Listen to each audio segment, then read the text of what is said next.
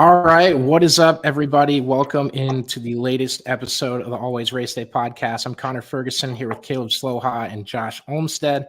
As you can see, joined by a very special guest today in NASCAR Truck Series driver and Xfinity driver this season, Dawson Cram. How's it going, Dawson? Oh, it's going great. How are you guys? Fantastic. As good as can be. Prepping for the show, just reading your story and your career, and having a family-owned NASCAR Truck Series team in the year 2024 is a really impressive thing to do with how money is set up. And I was really interested in your upbringing and all that. I can't wait to talk about it. Okay, yeah. One slight correction. Me and my family shut down operation of Cram Racing Enterprises after 2021, but we did run 2 years as a family-owned operation. But now The I'm rest at of us knew that. The rest of us knew that. He did not. I'm prepping for March Madness. It has been just I have questions for that later, but you guys hit them with yours. Yeah. Yeah, so we were actually taking bets on how long it would be until Connor did something like that. But no, so I do want you to kind of tell the people how you got your career started. So I was telling Josh, I've actually followed you on Twitter since you were in Bandoleros. So it's been really cool to see, just how your career has progressed. So kind of just tell everybody, how you got started and what brought you to the Xfinity Series. Yeah, so before the Bandoleros that you first saw me in, I ran mini dwarfs on the West Coast in Southern California. The way I got started was through my family. I'm a third generation driver, but more well known as my dad was a crew chief for names like Bill Elliott, Jason Leffler, Ron Hornaday in NASCAR. So he kind of, got me started when I was 5. He bought me a mini dwarf and we started racing. When I was 8, I ran Bandoleros. From there, I went and ran some dirt wing stuff at Millbridge, some other local tracks around North Carolina, legend cars, late models, super late models, and then Truck Series Xfinity. So it's been a wild ride. It's been pretty much my entire life. This is all I've ever done, and it's been exciting. What's the favorite car that you've driven? Man, they're all different in their own way, and they're all cool in their own way. The Xfinity car has been super fun to drive, though. They have it really on edge with the low downforce and high horsepower that we have at the 1.5 miles. So that's pretty enjoyable to drive. What's been the hardest to drive, or like the hardest to learn right off the bat? Man, it's so hard because you get so used to that one thing that you've been driving every week, and then you go hop in something else, and it's completely different. So they've all had their own challenges. I wouldn't call one harder than the other. The Xfinity car really wasn't that big of a learning curve. I ran my first Xfinity race right in the middle of running a truck season, and I ran top 20. So I felt like I got it right away, so to speak. But moving up to the 1.5 miles in the Xfinity car was a lot different than the trucks, but you're still at the same tracks on the same tire. So what as you are going through, starting to do legends, late models, where's the point where you said, all right, NASCAR is not only the goal, but an achievable goal? Yeah, I think when you're a little kid, you always think it's achievable. All the adults are telling you to chase your dreams. But around 13, 14, I actually was like, I don't think this is achievable. Not thinking this is achievable.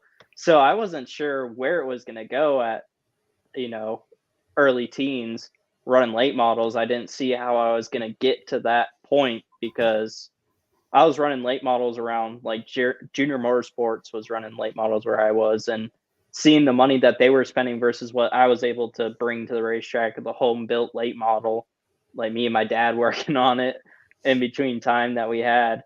And, I wasn't sure if I was going to be able to make it, and sure enough, we figured out a way to make it happen. And from the first time I got on a truck, it just kept opening doors, and I've been able to progress ever since. What were those nights in the shop with your dad like? I watched a couple YouTube videos with him getting interviewed and stuff. He seems like a character.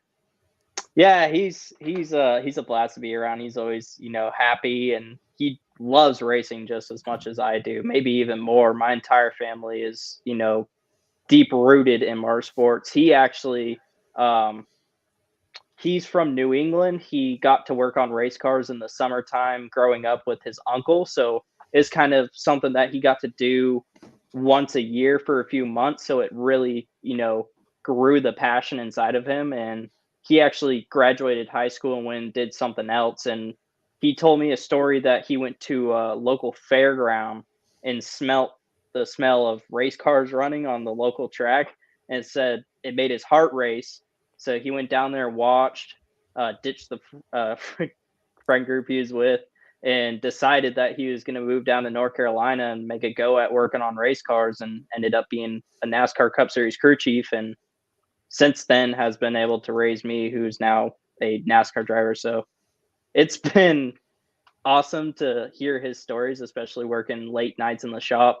He's a fountain of knowledge and experience in this sport. He's seen it all, and he's, shared a lot of that wisdom with me. So it's very educational to be around him. And I think it's important to mention too, though, like when you guys did have that truck team, you were pretty hands-on with the truck too. You're not just one of those drivers that, sat and watched other people do it. You were hands-on, grease on your fingers as well. Yeah, I've been extremely hands-on with pretty much all the cars I've ever driven in my life.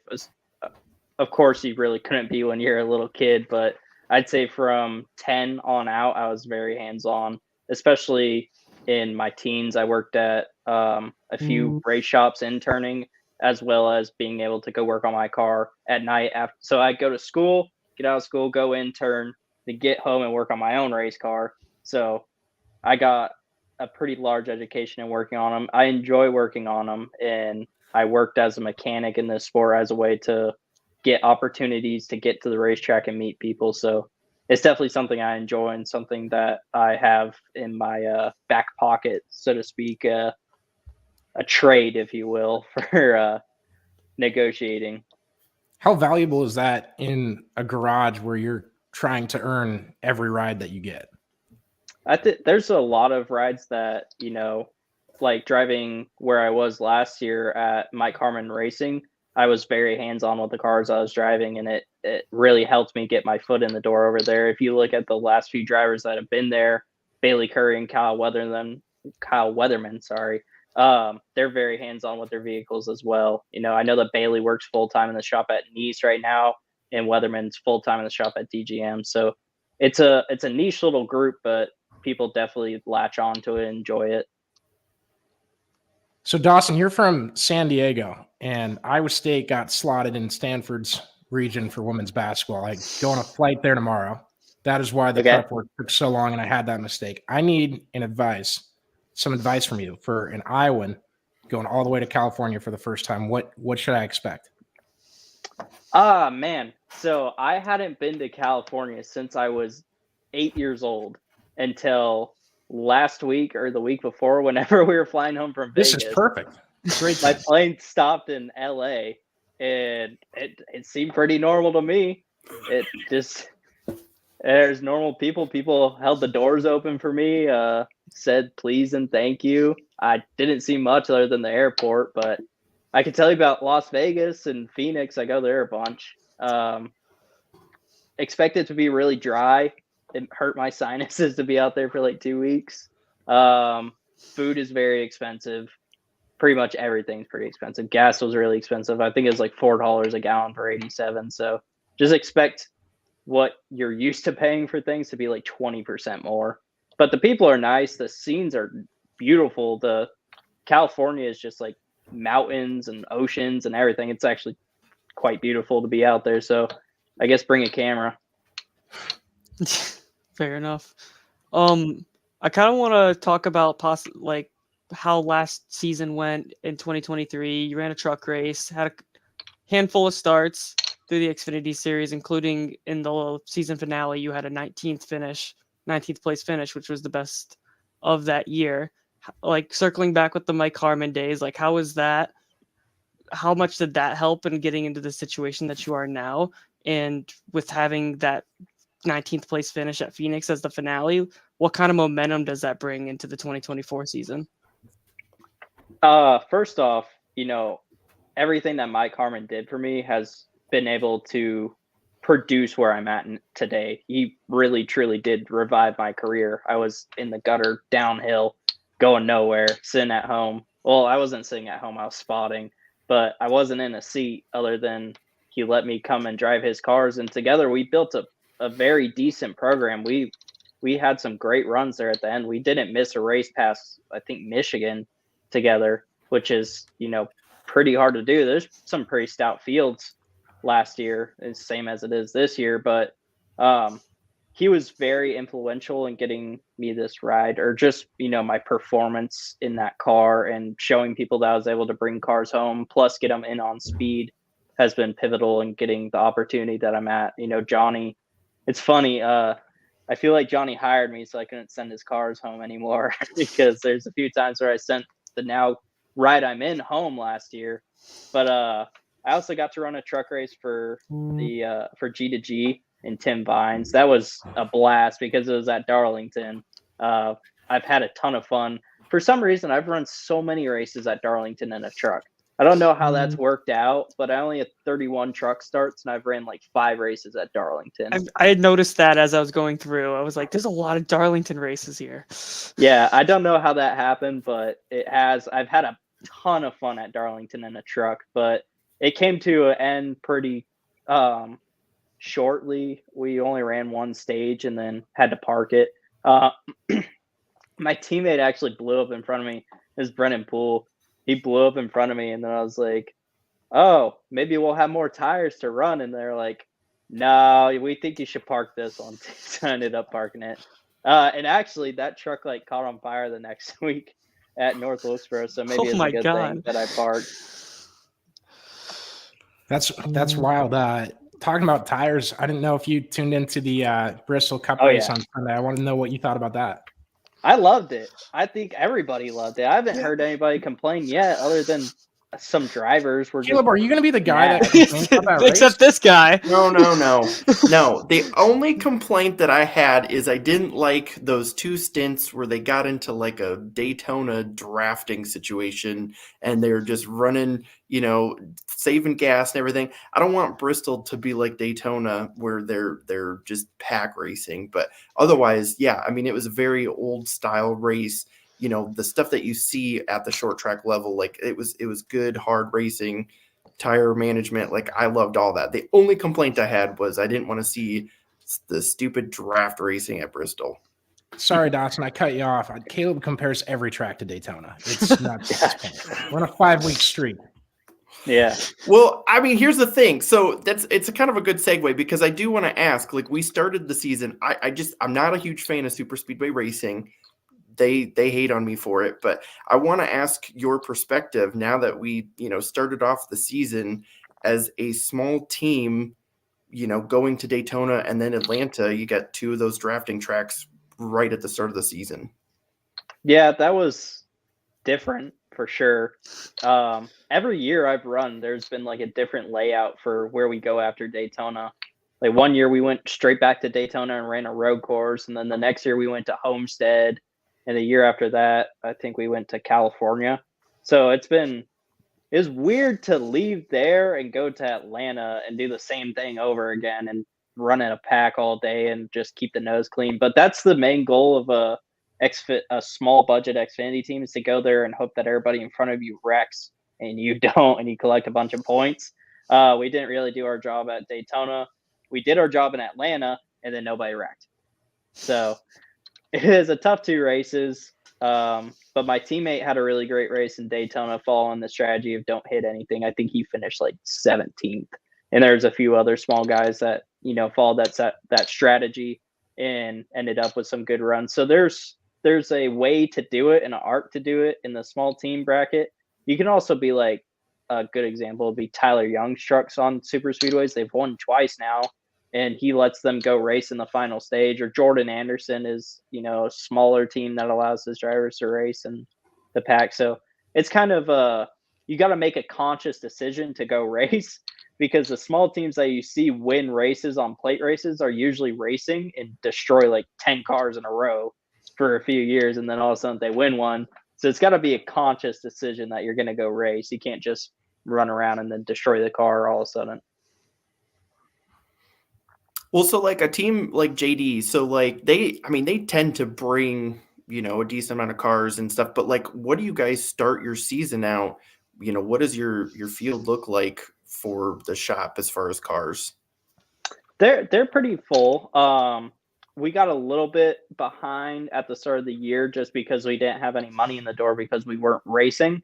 But we were a little bit behind, like a week behind on getting cars back from getting bodies put on them.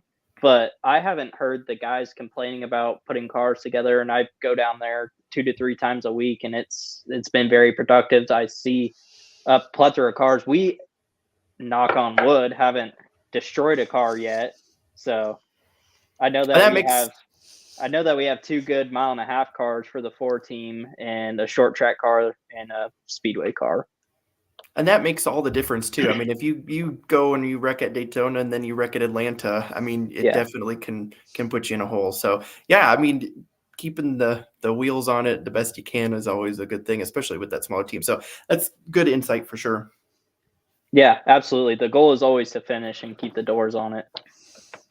Well, one thing, and hopefully I was going through the right numbers this time, but the thing I noticed about your career is like some of these tracks you're good at, you're a really good 1.5-mile racer. And I feel like the younger guys kind of come up and the short tracks come easier to them, but you're going at Michigan and at Texas or some of your top 15 finishes. What's that been like?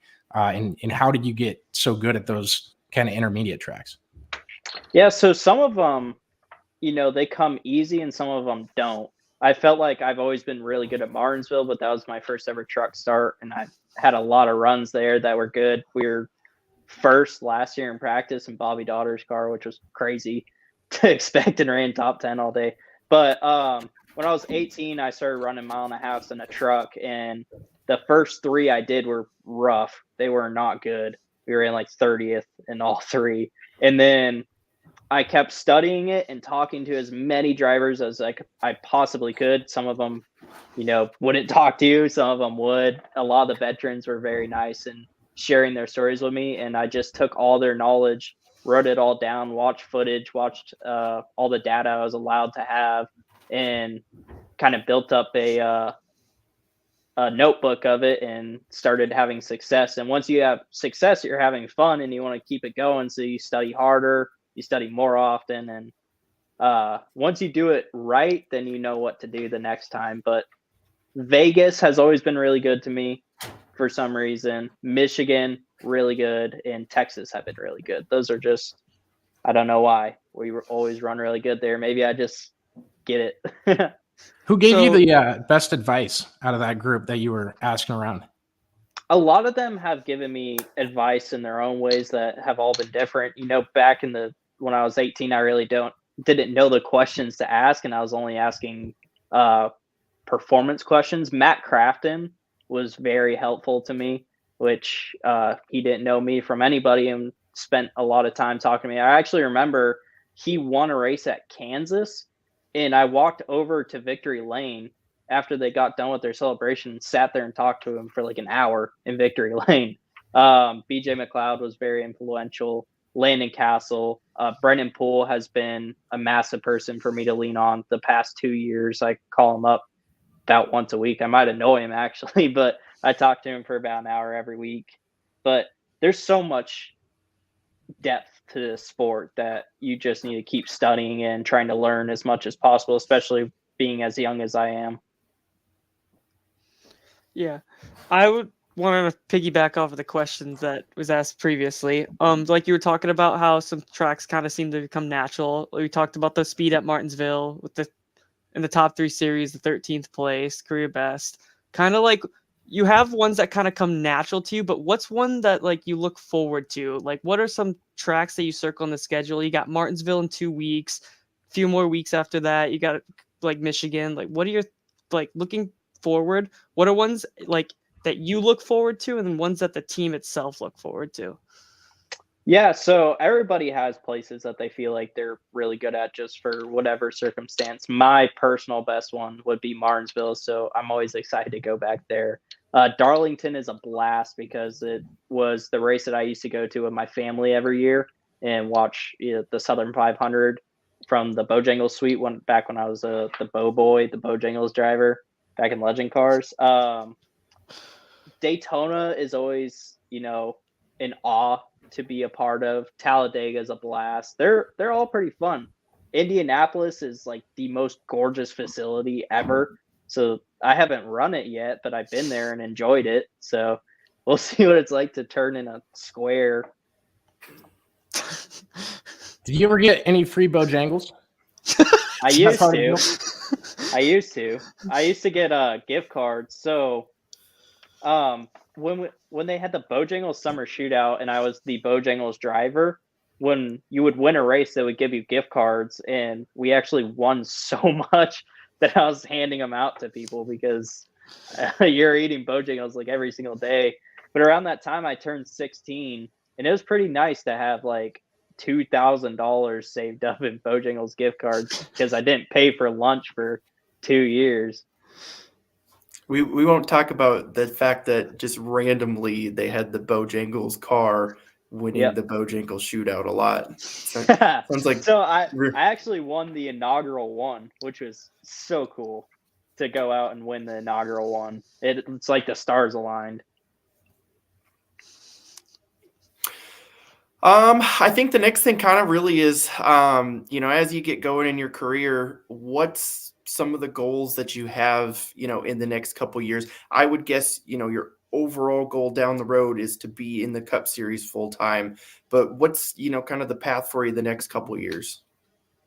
The path is, always to get to Cup, but it's also to continue my development in being a driver in the sport and continuing to get better business-wise and driver-wise, physical, anything. Just continue to level up and be better.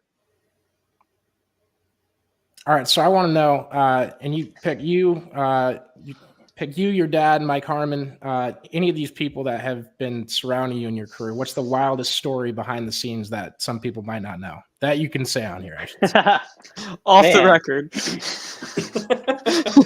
Yeah, we're not live. We'll cut this. Don't worry. I know so many, but I've heard stories of people just like beating the crap out of rental cars, and I've seen it, and it's actually pretty funny. I've never done it bad myself, but I've heard some crazy stories. Like they'll drain the oil out and put chocolate milk in the motor instead of oil, and see how long it takes for it to blow up. Stuff like that. I probably shouldn't say that out loud. Now there's NASCAR teams won't be able to get rental cars because I said something. So I can't believe that. I can't believe that that's not like more well known or more well documented. I know that I've seen it on like Comedy Central where they've gone and got rental cars from like local places and done that and got the insurance on it. So those are some of the crazier stories that I've heard. Man, there's not really much that you can say on here because that's why it's not in the public eye. Caleb, I just got the best idea for an exhibition race at Hawkeye Downs.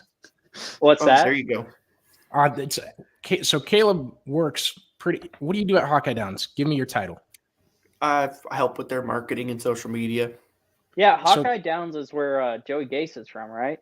Yeah. Yep, and Landon. Yep. Yeah, and Landon Castle. Yep. And so we've actually Sammy Smith also kind of came up through us, and then William Solowich isn't from there, but he's definitely raced there a couple times. So we've had a good crop come the last couple years. Okay, I got a good story for you. Back in the days of testing, of course, this was far before me.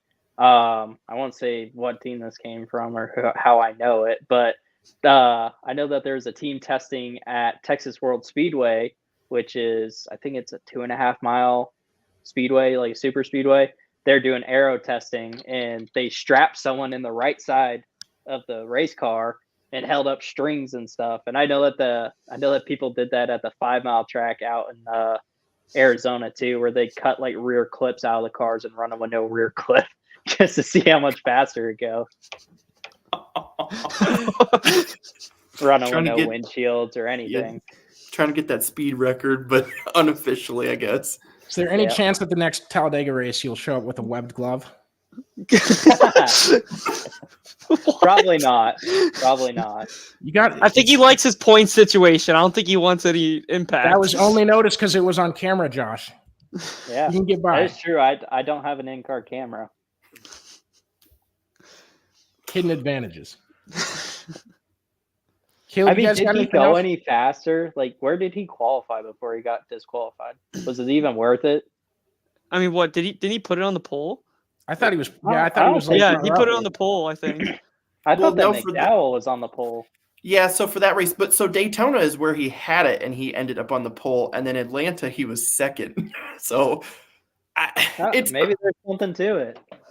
yeah, that's the tough part. Is like, how much did that really help him? Like, that's the good question. Obviously, like it is some sort of advantage, but like, I think how Kevin much? Harvick said it the best. He's like, I hate when they used to have him do stuff inside the car during his qualifying lap because you're no longer focusing on what you're doing. And then all of a sudden you miss the bottom and you just ruin the lap for no reason, trying to make like a little bit of difference. What's your take too? A couple weeks ago, we had the mysterious deal with all the truck windshields caving in. What's kind of your thoughts on that as well? They can say whatever they want. That was probably on purpose. All right. It's obviously on purpose. I mean, props to them for trying. I mean, I've never tried to do anything like that. I've had a roof come apart, but it was because a hood hit it. But it wasn't like a Bailey Curry hood come off, though, right? No. Yeah, stories like that. I mean, they always fascinate me just because I did it's always text Bailey, and I was like, "Tell me," and he is like, "It was not on purpose." So it might have just been something happened and the welds came loose. That's his on the record answer. Yeah, I was just gonna say. I mean, that was a private text. That's what he said. That's fair. Yeah, but he knew you were coming on this podcast. True. Yeah. If you end up on the next penalty report, by the way, Caleb said he'll cover half your fine. He told me before. Yeah, totally. You guys got anything else? Wow, that was so cool. Do too much of that. Dawson, thank you so much for coming on, man. It's been great talking to you. Yeah, thank you guys. Thank you for having me. And good luck. Is it this weekend at Coda, your next race? I'm running Richmond next. Gotcha. Look Yep. forward to that. That's close enough to those Phoenix and Michigan type tracks, the 1.5 miles, I guess. Yeah, I'm excited for the next 3. The way- I think it's Not the Richmond, same thing. Martinsville, Texas. He's good at Phoenix, and I mentioned the intermediate. It's whatever. Caleb, don't sweat on me for that. I just told him good luck. I just told him good luck. That's our clip. Oh, Richmond, man. just like Michigan and Texas. Dude, it came to my head. Whatever. Appreciate you, Dawson. Thanks a ton. Yeah, thank you guys. Have a good night. You as You well. too. Wow. See, when I Connor, pack for that was trips- just fantastic. Connor, You guys gotta get out of here. unbelievable. We're gonna run the theme song and play the first half of the show. I might just keep it like this. So just so everybody else, if you're watching at home, just so everybody else knows, before Josh and I talked about how quickly it would be before he made a major flub.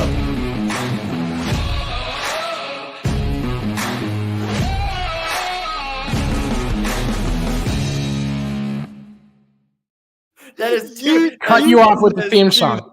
That is too much power for one man.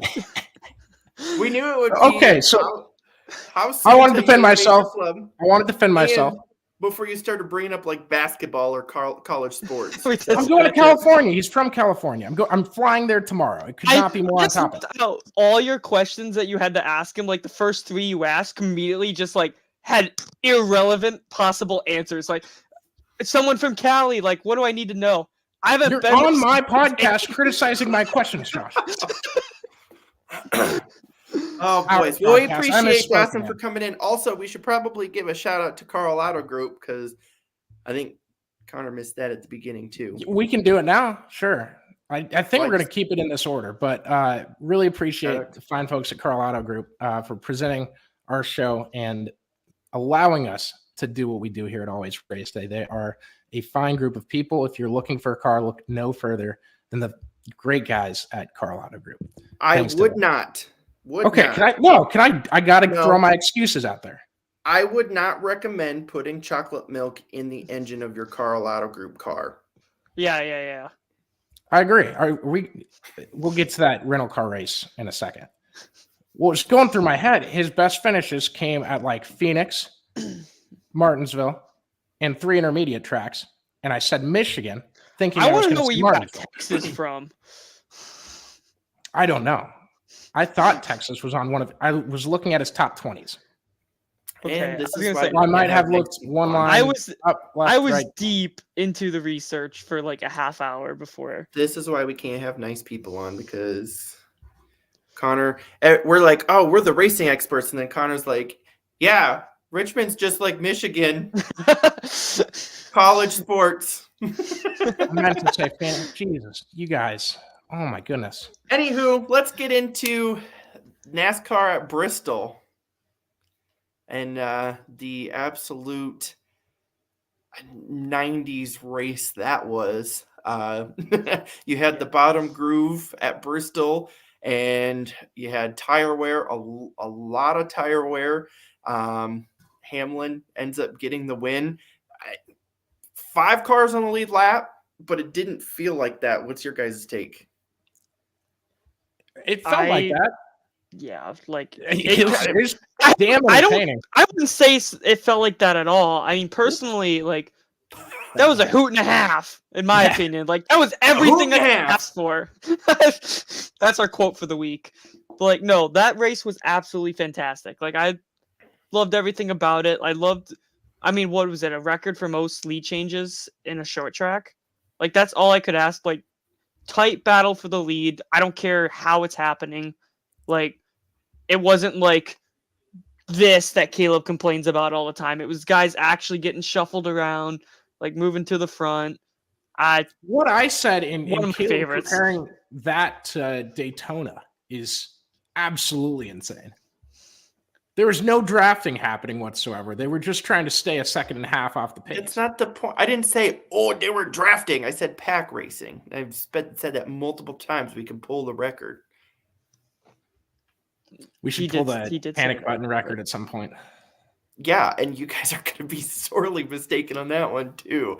The only thing I have to say, like the tire wear was good, but it was too much. We can't have the tires going from 100 to 0. We can't have it at 40 laps. It needs to be a little bit longer, which I know that was not Goodyear's intentions. Obviously, the track was not taking up any rubber at all, and they said in the fall they had it to where tires were pretty much gone right at the end of the 500 laps, the runs. Yeah, right at the end of the 500 laps, the tires were just ready to go. No, at the end of like the fuel run is when they had them wearing off. So it's definitely something that they want to look at. But I'd say really that's the only fix.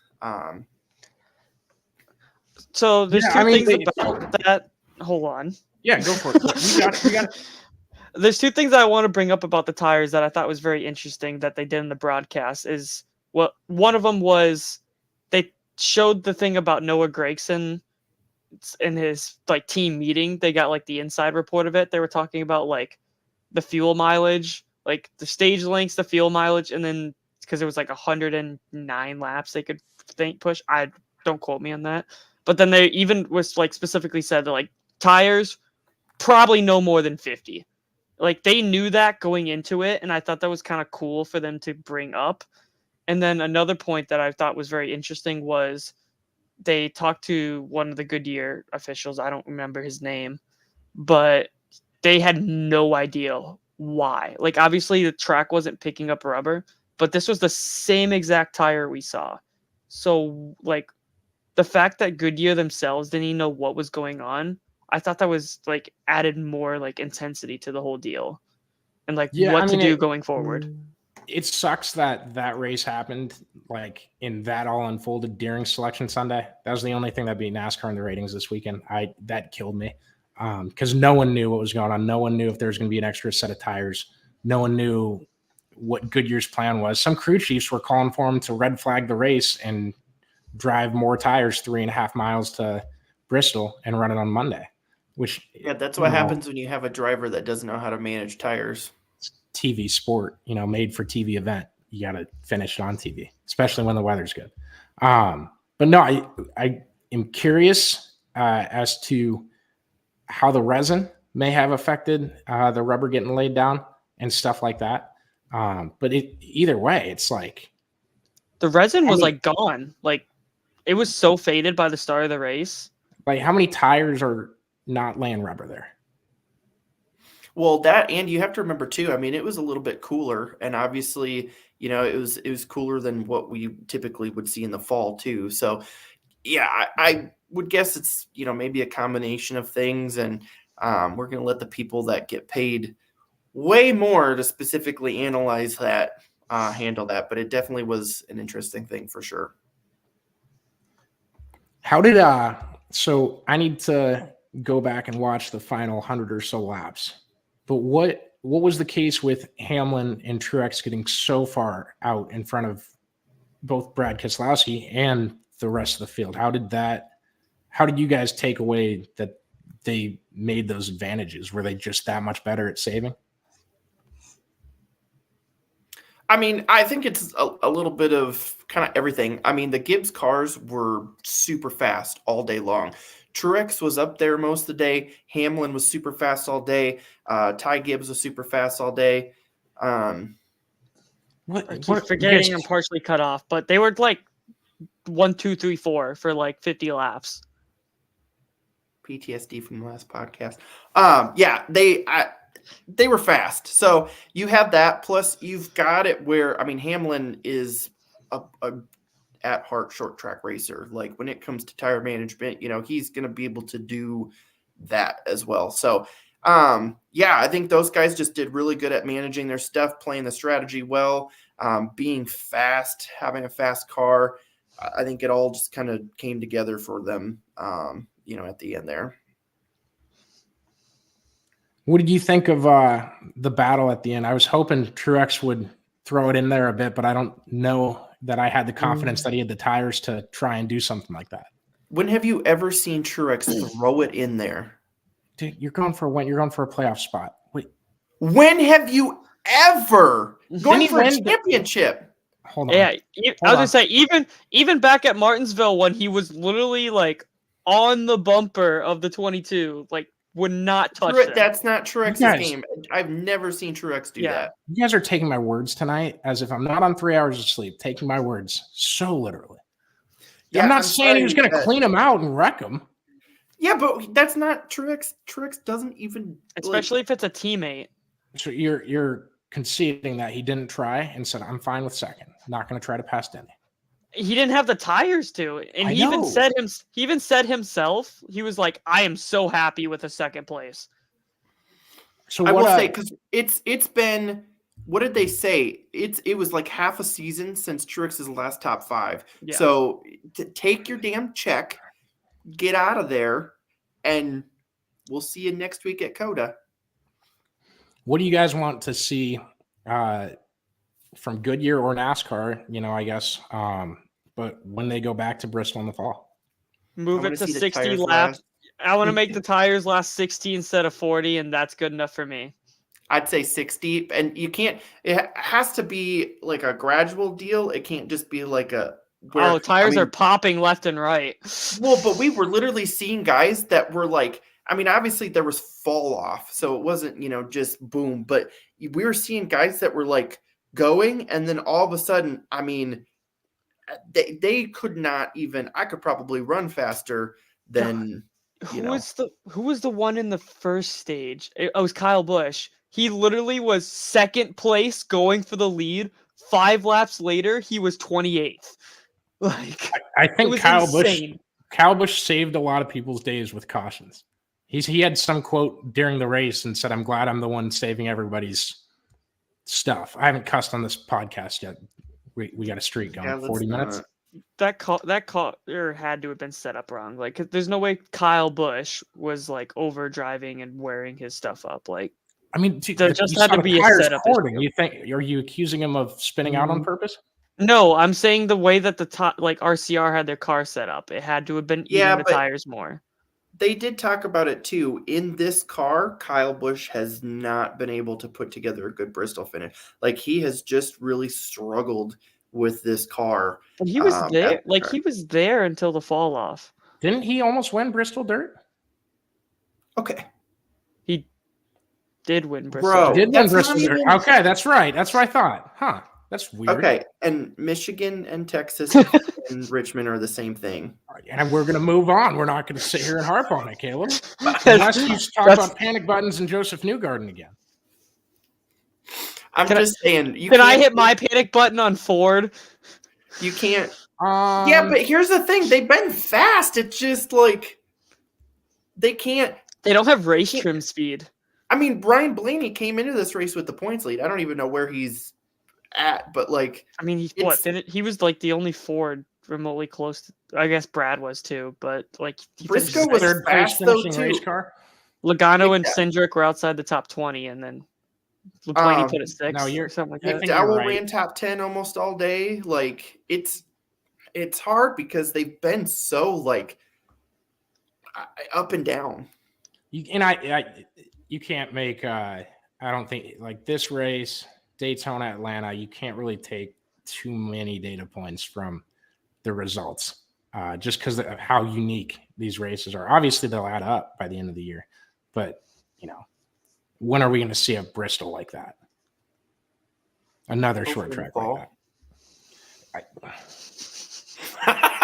Very clearly unique set of circumstances. God, I had something else, and did you guys notice that the top 3 guys are like the 3 oldest guys? The podium on Sunday was like the top 3 oldest guys in the series. Yeah, because it was a very experienced tire managing race.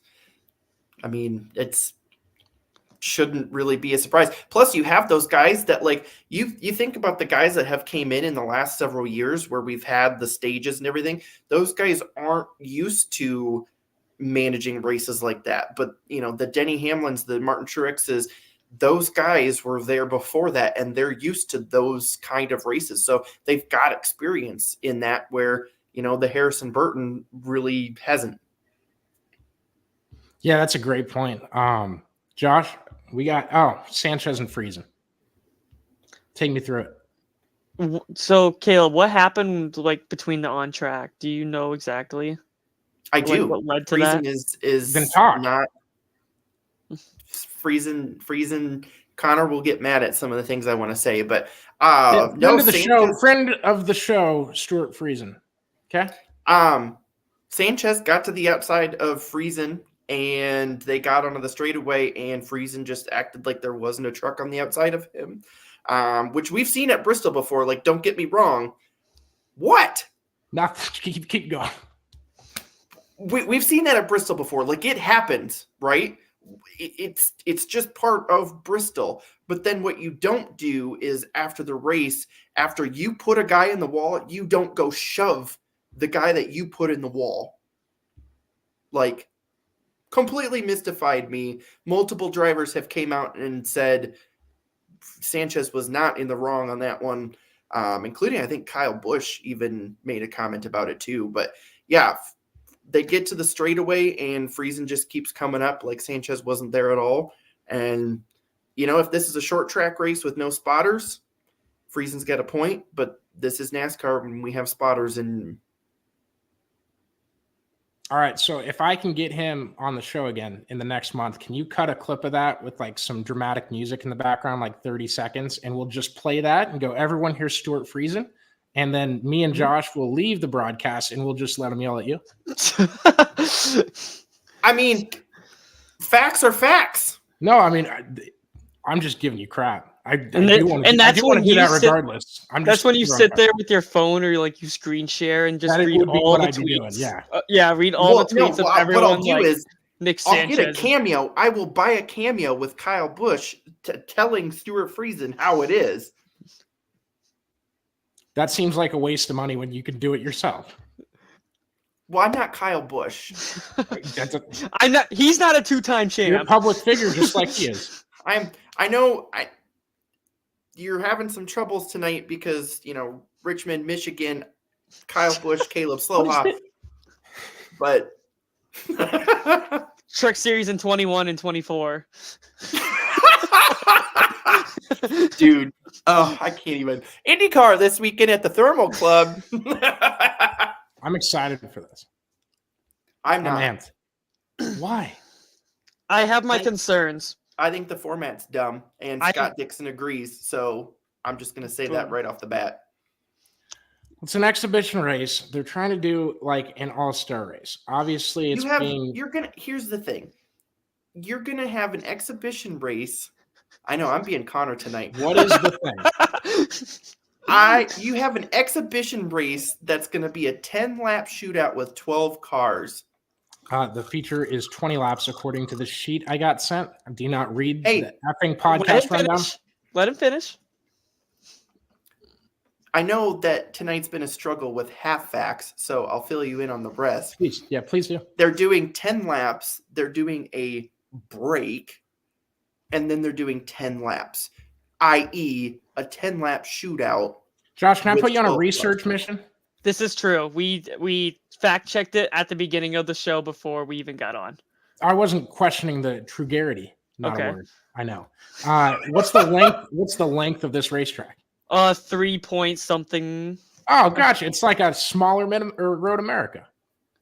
But apparently they said like the 20 laps they can't make the fuel run, so that's why they have to do the break.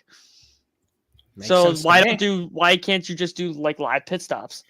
Yeah, why didn't you have a race? Or hear me out. Have more than half your field in the race. For the All-Star Challenge, you want more than half the drivers in the field? Do you want half the NBA in the All-Star game? I don't. There's a lot more players. Right. Yeah, I mean, I'd rather see more, but how much? 3.2? It's 3.067. Okay. No, 19 turns. Yeah. I'd love to see more. I'm not against more, but it's $1 million challenge with an exclusivity race. It's an exhibition race. They don't want, you don't want to tear up too many cars in a race that doesn't count for points. That would be my next point. What are guys going to do? What are guys willing to do for the largest purse other than females? And females. We are all inclusive here at Always Race Day.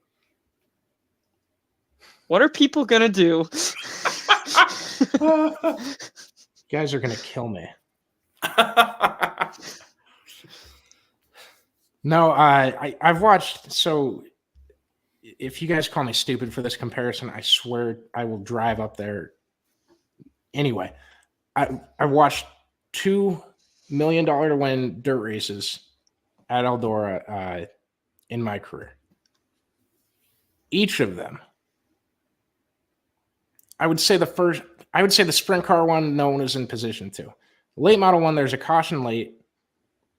All those guys could have taken a run at Jonathan Davenport, doored him at any time in the final 5, 6. I think it was a 5-lap shootout at the end. It was either that or 15.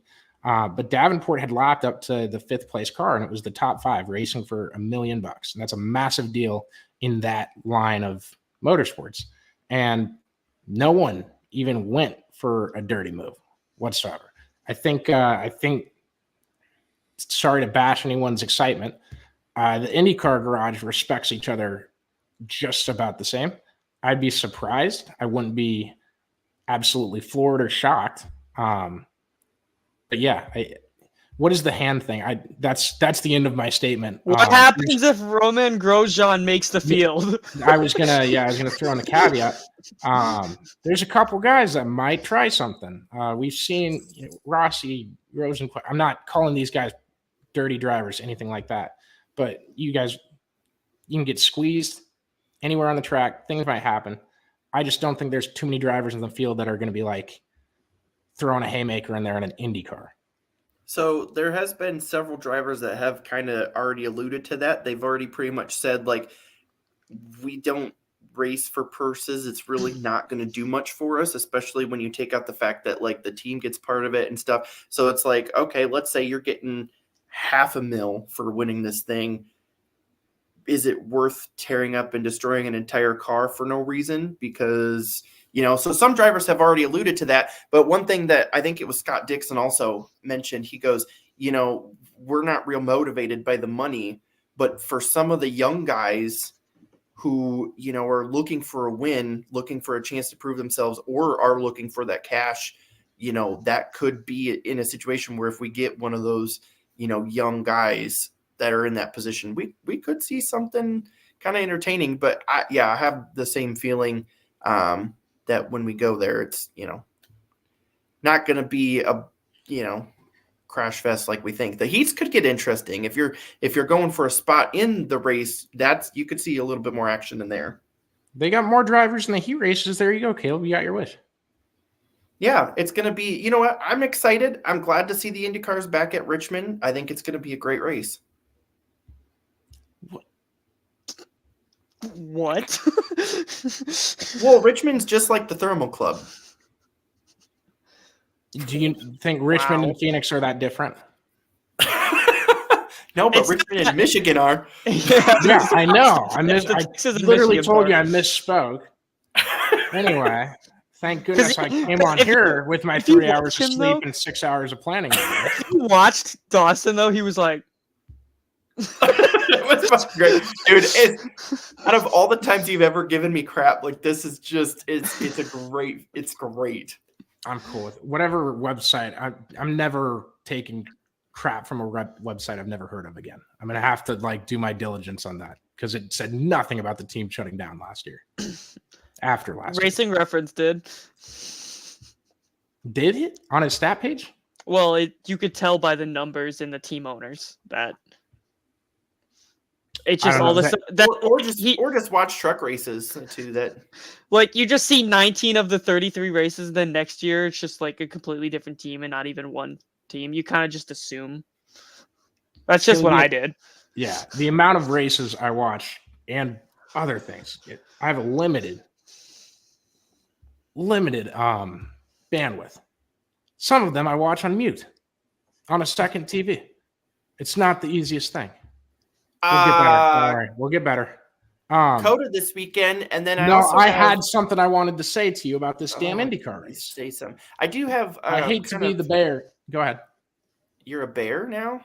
I was starting to talk, and you just kept talking over me. Yeah, I told you I'm Connor energy tonight. Yeah. Go. Say what you're gonna say, and then we got Coda. Okay, that's what you interrupted me for. You were going to continue to talk about. No, Coda?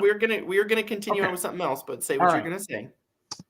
My biggest complaint about this race: if you're doing this $1 million shootout exhibition race made for TV event, why the hell are you putting it on March Madness Sunday? That's the dumbest thing you could have done. You want to go to TV ratings? Don't go up against the biggest sporting event of the month. Are they going to do it 6 months of the year? Are they going to do it on Thursday when there's 100 games? Are they going to do it on Friday when there's 100 games? Are they going to do it on Saturday? Last Sunday, next Sunday, 4 Sundays from now, anytime in the first 4 months of the year that isn't in the month of May. Any other Sunday. I cannot stress that enough. Any other Sunday. Absolutely stupid to go up against the NCAA. I realistically don't think that was in their agenda. In what agenda, Josh? Are you telling me that TV ratings don't mean anything to IndyCar? I'm just saying I realistically don't think they factored that in. You don't think IndyCar, of all the tours we cover, is factoring in anything about TV ratings? I have seen their marketing ways. I believe that they probably didn't factor that in. Goodness. I'm gonna have a heart attack. I'm gonna have a heart attack tonight.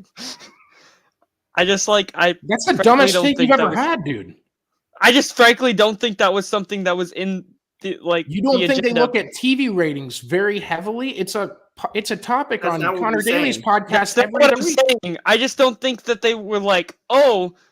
We should look at the second biggest sporting event of the year and think maybe we shouldn't go up against it. When it goes on for 2 to 3 weeks, I'm not doing it. It's the 4th day of the biggest 4 days. Okay. And It's I'm the sure there's one- games next Sunday too. It's where the they one probably Sunday where matter a there's little really more. important games being played at the same time your race starts. Yeah, there will be next Sunday, and then There after won't be next Sunday. There will not be next Sunday. I believe those games start at 2 on the Elite 8 level. So if you ran a race starting at 11:30 Central Time, like this one does, the first game of the day will start at 2:15. You got plenty of time to run your All-Star event. I know I'll be watching the Thermal Club and not March Madness, so I don't really care. I'll have both on. Screw that. Oh, see, I said it nicer than in the comments. It's non-sport more higher bet. Yeah, that's fair. Kevin says it was. Sorry, I'm trying to vet comments a little bit. Especially issue from with that. Kevin. No, Kevin's the first one. Kevin, are you doing a Jerome Tang impression? But Kevin says it was a non-sport moron hired by IndyCar who has a master's degree who scheduled it. I'm not sure how serious the claim is, nor how true it is. But come on, man. It's so easy to avoid. I mean, the only other thing you could have done on a worse Sunday is schedule it during the Super Bowl. You're talking about the series, though, that they multiple times throughout the year will start their race at the same time as a NASCAR race. So, like, there's something with that TV slots and stuff. I agree. I came on here and said Maybe the same this is thing. the only For the TV love of slot God, that works. can we start it at different times? I completely agree with that. That is part of this point. I just Get think your it like races. would have maybe there's like availability conflict with other tracks that they couldn't do it this week. maybe Thermal Club has only specific availability. Tell those too. pinky uppers to stick it. Maybe I censored myself there. You see how good I'm getting? maybe Thermal Club, Graham I love you Rahal. guys right now. Don't do anything to get on my bad side. Maybe Graham Rahal only had that weekend available to run. So You're just throwing everyone under the bus. Everyone that is ever potentially going to come on the show is going to have. We're going to kick off every interview with Caleb saying something bad about the driver we're talking to. heck yeah. All right, Coda Coda? this weekend, real quick. Talk, Caleb. Hi, my name is Caleb. Coda's this weekend. Yay. Not excited. Meh, Remove it from the schedule. meh. I think it's a beautiful track, but that's about it. You talked over Gorgeous. me at the start Gorgeous. of what was supposed to be this segment. Kevin, I agree. Who puts a road course track in Texas on the schedule during March Madness? So that Kevin's asking the same question for NASCAR. I'd agree. Don't race on March Madness Sunday. He's being sarcastic. Have a bye week. You should absolutely be racing on Easter. It's a holiday. More people are watching TV, and there's nothing on Easter except for baseball. Get rid of Coda. Put 2 Iowa Cup races. Okay, so we're talking about the race here. We don't have to silly season schedule everything. I'm just saying. Ross Chastain is in the race at Coda, and that itself makes it exciting. That is true. Who do we think is going to win? Honestly, you can't look very far past like Tyler Reddick. No, he's been money the last few years with these cars on road courses, and I'm interested to see if he keeps up the consistency or if there's any fluctuation as drivers get more and more familiar with this car on road courses. Obviously, before he was taking over, and I might be missing some in the middle here, but Chase Elliott and Martin Truex were the top 2 on road courses every week. So we'll see. I think I'll pick Reddick. I haven't decided You yet. picked him. He just did. Are we still doing this? We haven't even came up with a point system. No, No, yeah, it's- we have. yes, It's we have came up with the point system, and your man is in first place. Oh, the fantasy league's the point system. I guess so. Okay, so I'll use one of my Tyler Reddick starts so I can pick him too, which takes the whole point of this away. We could take the same 5 drivers if we all had room for them. I kind of want to make a Connor pick this week. Oh God, Brett Moffitt's not going to win at Coda. Not necessarily a biased pick, but one that's like What is a Connor pick? wild. A wild We'll have to pick. find out. I'm taking SVG. I'm taking SVG. That's not wild. Just like No, picking a that's guy who bad. won just like picking a guy who won the race 3 years ago to win the exact same race in the exact same car today, which he was on the podium. Was it podium or top 5 that Colton Herta was? He's up front. SVG won a road course race last year in his only start. So he's undefeated out road courses. This is the safest pick ever. He raced the Indy road course. You're please, for the love of God, racing reference. I'm not going to spend 2 hours on Racing Reference to check that before I answer that comment. Gosh, I'm on 3 hours of sleep. I got to pack for March Madness. That's just my pick. I don't know. I like it. No, that's fair. It's a non-NASCAR track. I think he thrives in those. Can you guys confirm that Dinger is in the field for me? Because Kevin gave me a great suggestion. I'll take him. He is. Love AJ. Do you want to go get my AJ shirt out of the closet? He's in the 13 car. Heck yeah. Frankly, I just kind of want to take a colleague car, but yes. Yeah. Oh, the 16's colleague. Yeah. Yeah. No, they've had a ton of success early on in that team. I love seeing how fast they've grown, especially in this, I don't know, weird new type of series with every wrench being thrown at you, just like last week. So I assume it'll get wild. I don't know. Caleb, you're really not excited for this race? No, it's not. I'm just going to watch Therma. When has it been? And then March Madness. Besides being a disaster, when has it been good? That's it. It's just a disaster. There was fantastic. This is what I love. Time out. So sitting down to watch a disaster. Okay. If they make it past turn 1, it's not a disaster. Yeah, there's 2 ways that there's a disaster. So have they raced there for? It's been longer than I think. They go to an F1 track and start racing like F1 drivers. They just can't make it past turn 1 without something. I'll have more passes every year there. Well, yeah, but the turn 1 aspect. Yeah, that's gonna happen. It happens in F1. Hell, I just really hope I don't get 9 green, white checkers this year. I don't care. Finish the race under green. I mean, I agree. Yeah. I want them to figure it out. At some point they're going to, right? They haven't figured out the single lug nut yet, so yeah. Who knows what's going to happen? There's an aspect to that I enjoy. We're definitely going to be having 2 TVs. Well, I don't know what I'll be doing exactly when the race starts. I haven't gotten a game time for the second game yet, but you guys are going to be helping us out with coverage all day for the motorsports side, and I'll do what I can. No promises. Hopefully everything goes according to plan and I get to see some of these. We'll be back next week. You guys got anything else? I do. Are you ready for the All-Star race to have one of the highest ratings you've probably seen in a long time? I wanted to talk about this. All right, go ahead. There's going to be a special guest participating in the All-Star race. Rumor alert. Are we allowed to say this? Nope.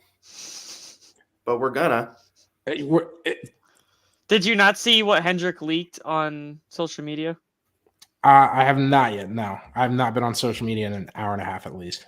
It is a person that walks up to the camera and you can only see their shoe and they bend down to strap it up in their skeleton gloves. Dennis Anderson is going to race in the All-Star. You nailed it. Right. Congrats, buddy. So your suspicion is it's Dale Jr. for all those that. Now we're pretty sure it's Dale Jr. So I like it. Between the video and some insider knowledge, we're good to say that it's Dale Jr. racing. I think everyone can assume that. So the number 5 car. Because you want to know what's happening that same weekend? Indy qualifying. And guess where that 5 car driver is going to be? Not in Charlotte. What if it's just Bowman running a junior throwback? I guess North Wilkesboro. What if they just stick I just found the video. And then the 5 car together and he just pilots both of them with one steering wheel? If anyone could do it, it'd be Alex. They're going to have to pass him on the outside. The outside. Third groove up. Kind of like Richmond. Mhm. Or Michigan, whatever floats your boat. Yeah, that too. If you had a 2-wide car in the bottom lane at Michigan, it'd be kind of tough. Depends where the resin is. I agree, Kevin. Yeah, Caleb, go get a drug test. I'm not the The one. Facebook commenters are. I'm writing it with Caleb today. I'm up there. You're up there too? Oh yeah. We got to gang up on him next episode. We won't forget this. We did that last episode. This time it's your turn. Special thanks to Carl Auto Group and especially Dawson Cram. And Dawson, I apologize for the facts I got wrong, but I still wish you good luck in Richmond. That was the overall message. Anyways, yeah. Thanks y'all for listening. Appreciate it. Big audience today as far as our live episodes have gone. So we'll be back with an asphalt one next week. Got a special dirt one coming on Wednesday night or Thursday morning. Haven't confirmed when we're going to do it. It's a debut episode of a new series we're doing. So I'll leave it at that. I've given enough hints on shows. So I'm excited for that. Very pumped to be able to do it. So appreciate y'all for tuning in and have a good rest of your Tuesday nights.